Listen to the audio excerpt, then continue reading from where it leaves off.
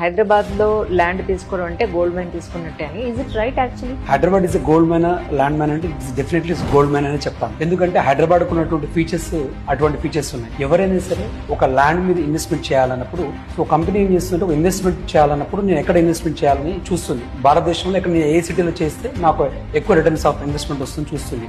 అప్పుడు చూసినప్పుడు ఏం చేస్తారంటే మెట్రోపాలిటన్ సిటీస్ సంబంధించి విచ్ ఇస్ ద జీడిపి ఎక్కువ ఉన్నటువంటి సిటీ ఏదని చూస్తారు. మన ఇండియన్ జీడిపిలో యావరేజ్ జీడిపి వచ్చేసి 6.5% to 7%. కానీ మన హైదరాబాద్ యొక్క జీడిపి వచ్చేసరికి 14 to 15% ఉంది. ఎంటైర్ ఏషియాలోనే recognized as a fastest growing సిటీగా గుర్తింపు పొందినటువంటి విషయం వాస్తవం. సో దానివల్ల కూడా హైదరాబాద్ కి మోస్ట్ ఆఫ్ ద జీసీసీస్ అనే ఇప్పుడు కొత్తగా రావడం జరుగుతుంది.